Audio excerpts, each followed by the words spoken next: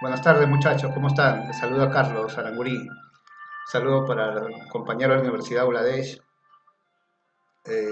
turno noche especialmente, para el profesor Hansel que nos está enseñando justo este curso que vamos a empezar a tomar, que se llama Derecho de las Personas o Derecho de Personas, ¿no? Basada en el Código Civil peruano.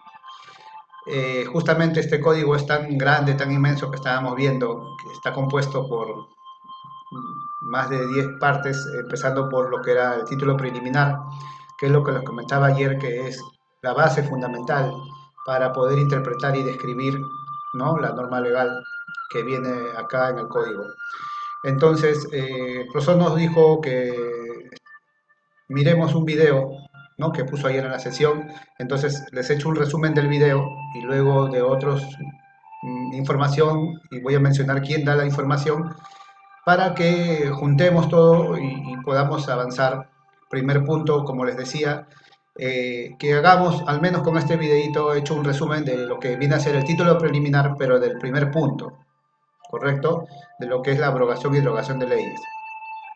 Empecemos primero con lo del video del profesor Willy Palomino Castro, que es de Telesub. Justo acá tengo unos apuntes, disculpen que estoy mirando y disculpen también si me equivoco.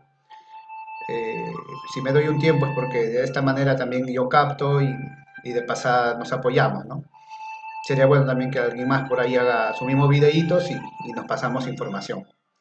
Bueno, el Código Civil, ¿no? El Código Civil, para verlo como introducción, según lo que decía el profesor Palomino, se encarga de regular tres puntos principales, ¿no? Que son a la persona, a la familia y el patrimonio. ¿Ya? También ahí se va a ir viendo cómo se ha positivizado la norma civil, cómo se volvió código la norma positiva, ¿no? Justamente esta norma positiva tiene tres características fundamentales que pues, vamos a detallarlas, ¿no? Que las características son, o vamos a mencionarlas, perdón, tiene que ser primero escrita, segundo que es ordenada y codificada, y tercero es promulgado por un ente facultado. Todas estas tres características pues vienen a ser el Código Civil en su interior, el cual el Código Civil viene a ser entonces un ordenamiento físico de estas normas. En el Perú, viendo cómo evolucionó el Código Civil, fue tradicional y codificado. Ya en épocas, de la época virreinal, ya estaba, ya teníamos nuestro Código Civil de alguna forma, pasando por lo que es la República hasta la edad contemporánea. También ya estaba en el derecho romano, ¿no? El Código Civil ya existía, o sea, las sociedades han tratado siempre de ordenar las leyes, ¿ya? Eh, para tratar de obtener un cuerpo jurídico normativo para que sea fácil de ubicar y fácil de interpretar. Por eso es que lleva ese ordenamiento, ¿no? Ahora vamos a ver más información.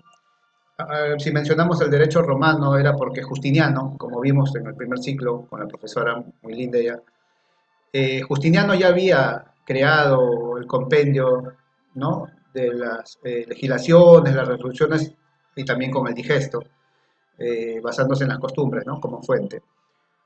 También ya existía en esa época lo que se llama el Corpus Juris Civiles, lo que está diciendo el profesor en el video, que es la obra maestra del derecho romano, ¿no?, que viene a ser una especie de código civil. Disculpen, gaseositas. Eh, como fuentes, también se cogió el Código Napoleónico en el año 1804, que ya antes ya habíamos mencionado en algunos otros videos, que sabemos que es un código francés, ¿no?, a inicios del siglo XIX. ¿Ya? Este Código Napoleónico rescataba justamente las instituciones del derecho romano, ¿no?, que eran instituciones de naturaleza moderna. ¿Ya? A la vez, ¿qué trataban o qué instituciones se refería? Ya a los compraventas, arrendamiento, propiedades, la posesión, todo eso empezó el Código Napoleónico a trabajar con esos puntos.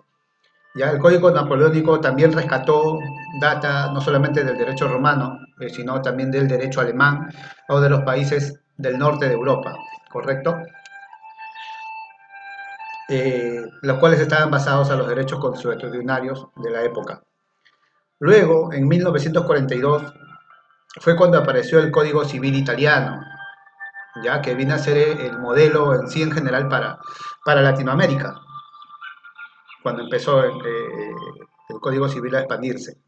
El Código Civil italiano se inspiró justamente en el Código Napoleónico, ¿ya? Y este a su vez del derecho romano. En 1942 fue que se esparció hacia Latinoamérica, empezando con algunos países que ahorita vamos a detallar. Se inspira en esta norma el Código Civil italiano en Latinoamérica, ¿no? Antecedentes latinoamericanos que dijo el profesor en el video. Voy a hablar un poquito rápido, ¿ya? Porque en 1831 apareció el Código Civil de Haití y de Bolivia, ¿ya? Siendo este de Bolivia una convivencia fugaz en la época virreinal con el Perú, ¿no? Porque pertenecíamos a la Confederación Peruano-Boliviana, que duró 3 años, 1836 a 1839. Entonces ahí ya teníamos ya justamente el Código Civil en esas épocas, ¿no? En 1857 Chile, gracias a Andrés Bello, que era su jurista y es el autor de su Código Civil, también sirvió para influir a Colombia, Ecuador y Perú. ¿Ya? Chile nos influyó bastante también. Luego en 1864, República Dominicana, en el 68, Uruguay, 1871. Ya en Argentina apareció el gran jurista Dalmacio Vélez Arfield, ¿no? Como el nombre del equipo de fútbol, del Vélez. Ahí es. ¿Él qué hizo? Él adoptó una posición en crear un código, dice, un código civil argentino, ¿no? Lo hizo muy distinto también a lo que ya estaban en esa época. Y el cual lo adoptó Paraguay también, ¿no? Al poco tiempo. En el 1873, Venezuela ya también hizo su código civil, rescató instituciones de los códigos civiles latinos, ¿no? Ojalá de varios sitios se puede decir. Pero fue derogado en 1942, los venezolanos, justo cuando sale el código italiano, casualidad. ¿Ya? En 1942, como les repito acá, sale el código civil italiano, fue creado, perdón, ¿ya? Y Venezuela también. En Perú, en 1936, ya había sido muchas veces reformado el Código Civil que teníamos desde 100 años antes, ¿no? Eh, bueno, luego el código último ha sido el 295 en 1984, que es el Código Civil actual, exactamente el 24 de julio, estamos hablando del peruano, ¿no? El cual entró en vigencia el 14 de noviembre de 1984, o sea, no al día siguiente de su promulgación, sino seguro tenía una fecha establecida en la norma, ¿no? Nuestro actual Código Civil consta de 2.122 artículos, los cuales están distribuidos en 12 libros, dice. Ya, ahora lo que deseaba, lo que les decía, el título preliminar, ¿no? Como primera parte del Código Civil, ¿qué es el título preliminar? Que es lo que yo les recomendaba que debemos de dominarlo, primeramente eso, antes de la estructura en sí, ¿no? El título preliminar establece ciertos principios que van a regir la estructura y la apreciación, interpretación de las normas de naturaleza civil. ¿Ya? Eh, Justamente el título preliminar está ordenado en números romanos, ¿no? Del 1 al 10, lógicamente. A partir de allí inician los libros en números arábicos, que es el libro 1. Luego el título preliminar estoy hablando, el libro 1 que trata de derecho de personas, el libro 2 que es el acto jurídico, libro 3 derecho de familia, libro 4 derecho de sucesiones, libro 5 derechos reales, libro 6 las obligaciones, libro 7 fuente de las obligaciones. Pero vamos a mencionar, a ver, el libro 4, por ejemplo, dice derecho de sucesiones, el cual se refiere a lo que es familia y patrimonio. El libro 5 derechos reales, que se refiere a propiedades, posesión, forma de adquisición de estos derechos. Las obligaciones, el cual valida las obligaciones con el contrato o un acto jurídico. El libro 7 dice fuentes de las obligaciones. El contrato alcanza el paradigma de la fuente primordial de las obligaciones. El libro 8, vamos a ver qué era el libro 8, dice prescripción y caducidad. Se refiere a aquellos derechos que nosotros podemos invocar en la vía adjetiva. El libro 9, registros públicos, que es muy importante ya que se relaciona con registrar los actos jurídicos de importancia. ¿Ya? El libro 10 trata sobre el derecho internacional privado. Esto sí como decía el profesor en el video, importante porque marcarán los principios que regirán la aplicación de la norma para los extranjeros, ¿no? Cuando están acá o viceversa.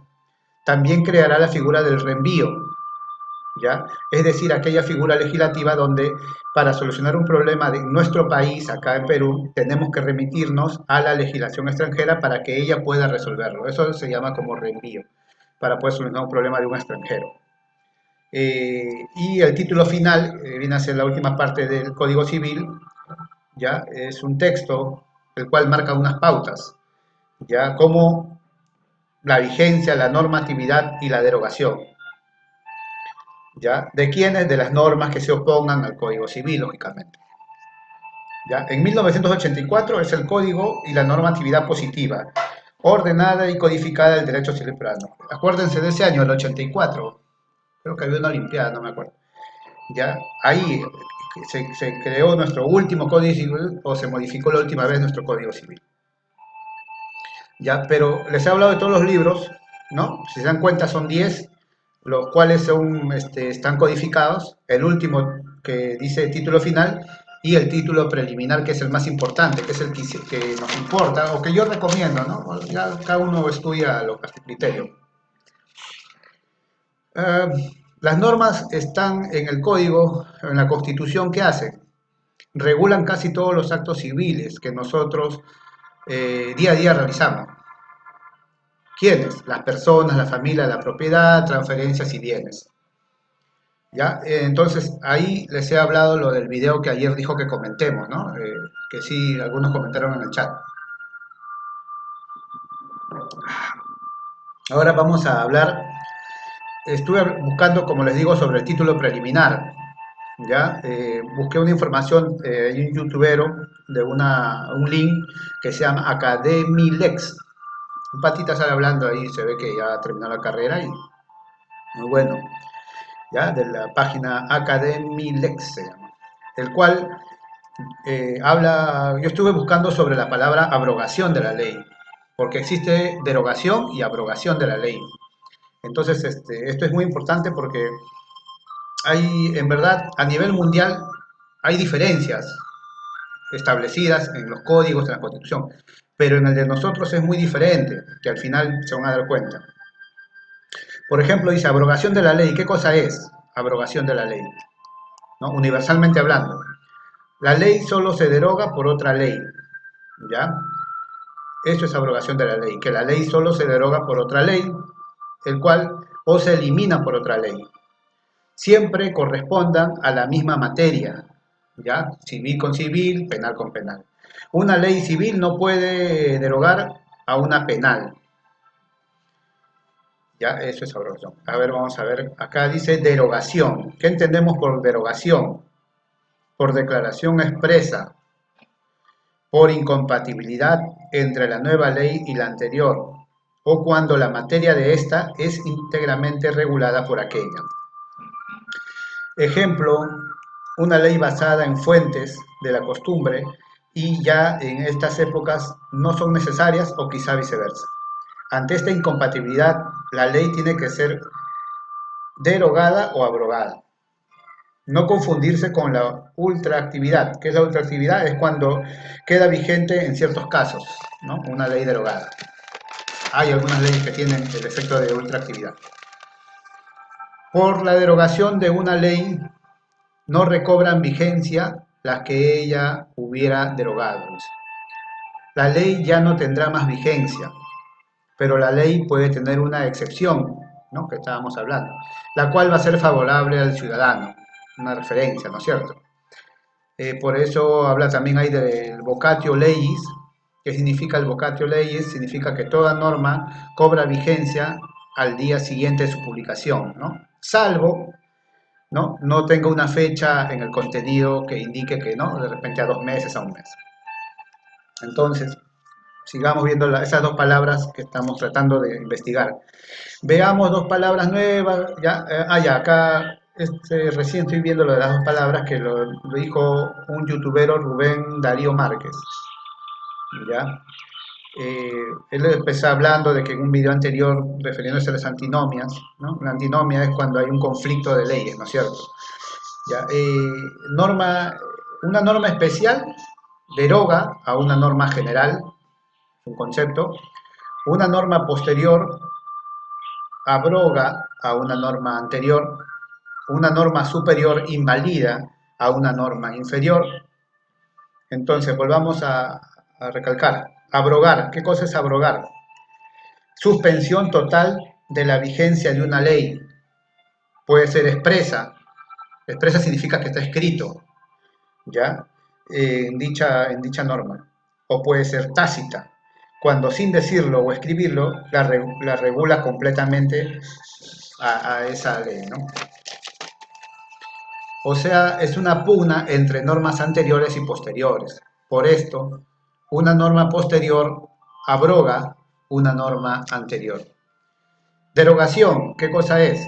Derogación es privación parcial de los efectos de una ley, ¿ya? Es decir, de las vigencias de algunas disposiciones de aquella ley y forman parte del ordenamiento jurídico.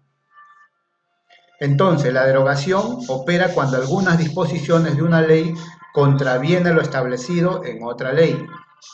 En este caso, la norma que regula de manera más específica a una determinada situación es la que impera por sobre la norma general. Por ello, una norma especial deroga a una norma general. Estamos viendo lo que es derogación. Estas diferencias se ven más marcadas en algunos ordenamientos que otros, ¿no? Eso se refiere a países. Bueno. Por ejemplo, en México usan otra frase, ¿no? Que ellos dicen, en México, en su código civil usan bastante la frase fracción derogada, ¿no? Que implica la suspensión o la supresión parcial de algunos dispositivos normativos. En cambio, acá en Perú, ambos términos nosotros los usamos indistintamente, o sea, como si fueran sinónimos, no hay diferencia, ¿ya? Pero universalmente tienen diferente, ¿no? Significado, como han visto en México, por ejemplo, ¿no? Entonces, ¿y por qué es esto? ¿Por qué nosotros lo usamos como sinónimo? Porque en el código, en la Constitución, como en el código, menciona solamente como un concepto de derogación a ambas palabras. Por ejemplo, en la Constitución señala que la ley solo se deroga por otra ley. Usa la palabra deroga. Y en el Código Civil peruano, acá justo les copié, en el artículo 1 del título preliminar dice abrogación de la ley. O sea, pone el título abrogación de la ley, pero el contenido dice otra cosa. Miren, dice, la ley solo se deroga por otra ley. La derogación se produce por declaración expresa, por incompatibilidad entre la nueva ley y la anterior o cuando la materia de esta es íntegramente regulada por aquella. Por la derogación de una ley no recobran vigencia las que ella hubiera derogado. ¿Se dan cuenta? El título dice abrogación de la ley y habla de derogación de la ley. En Perú, en conclusión, derogación incluye tanto la abrogación como la derogación en el sentido estricto.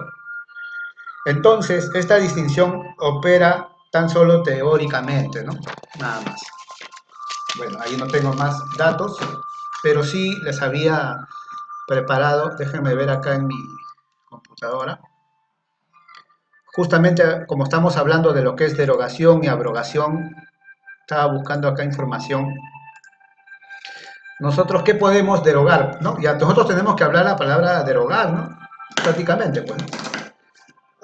Por ejemplo, estuve viendo un reclamo en el año 2015 en el gobierno de Humala, que quería un buque con 3.200 marinos de Estados Unidos querían entrar a Perú, ¿no?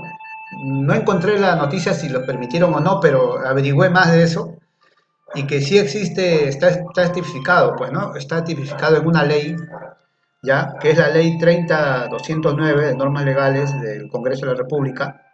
Dice acá, ley que modifica la ley anterior, 27856, de requisitos para la autorización y consentimiento para el ingreso de tropas extranjeras en el territorio de la República. O sea, ya esa ley existe, ¿ya? Y está vigente. Entonces, esta ley, bueno, en requisitos dice que no deben ingresar con armas de guerra, ¿no? Claro, con sus rifles sí, pero más que nada para dar apoyo dice al ejército o a las fuerzas armadas peruanas, como que nos apoyen ¿no? a aprender más cosas, ¿no? En el nivel militar, a esas cosas, ¿no? Como para que nos ayuden, se podría decir, a especializarnos. Pero realmente, pues, Estados Unidos, cuando manda gente eh, a la selva, ¿no? Supuestamente a combatir el narcotráfico, pero lo que ellos realmente quieren es alojarse acá en Perú, ¿no? Como una base, de repente para atacar a algún país cerca, Venezuela, ¿no? Y eso, a mi criterio, está mal, pues, ¿no? O sea, dejar que vengan de otro país y se metan. Ahora, esta ley existe, pero quien autoriza es el Congreso de la República, ¿ya? Lo autoriza el Congreso, lo autoriza por un mes, 2 meses, pero la ley está y especifica, tiene requisitos. También está el Decreto Supremo 013-2009, ¿ya? El cual también dice, aprueban reglamento de visita y permanencias de buques de guerra extranjeros a puertos nacionales y tránsito por aguas bajo el dominio marítimo del Perú. Puede ser mares, lagos, lagunas y ríos. Entonces, todo está ya establecido acá. ¿Y quién firma este decreto? Alan García, para variar. ¿Ya? Pero, como les repito, ¿quién lo autoriza? Acá encontré también una carta.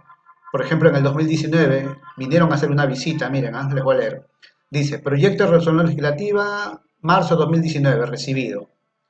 Dice, oficio, señor Daniel Salaverry Villa. Dice, tenemos el agrado de dirigirnos a usted de conformidad con lo dispuesto por el artículo 107 de la Constitución Política a fin de someter a consideración del Congreso de la República con el voto aprobatorio del Consejo de Ministros el proyecto de resolución legislativa que autoriza el ingreso del personal militar y unidades navales extranjeras al territorio de la República durante el año 2019, o sea, todo un año. Mucho estimaremos que se sirva a disponer su trámite con el carácter de urgencia según lo establecido por el artículo 105 de la Constitución Política. Bueno, el artículo 107 lo estuve leyendo y bueno, el 107 y el 105 trata de que el presidente tiene cierto poder para sacar estas resoluciones. Entonces acá le están pidiendo un permiso ya al presidente del Congreso, porque como les repito, quien autoriza estas visitas extranjeras es el Congreso.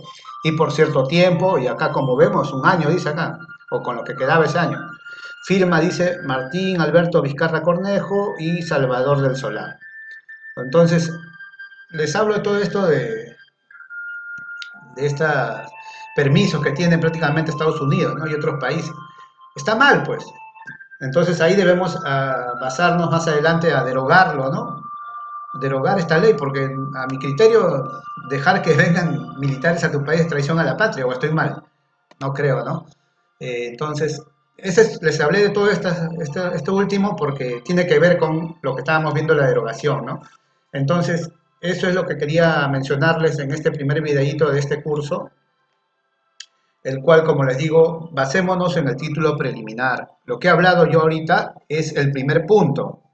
No se olviden que son 10 puntos en el título preliminar. En el siguiente video voy a estudiar más, o de repente ahorita que hay un tiempito voy avanzando con eso, porque tenemos que dominarlo. Ya después viene ya libro 1, libro 2, eso ya es algo mecánico, práctico, ¿no es cierto? Lo principal es saber, repito, que sea terco el título preliminar para poder saber manejar el Código Civil. Ya muchachos, un abrazo, un saludo para las chicas, para mis amigos, cuídense.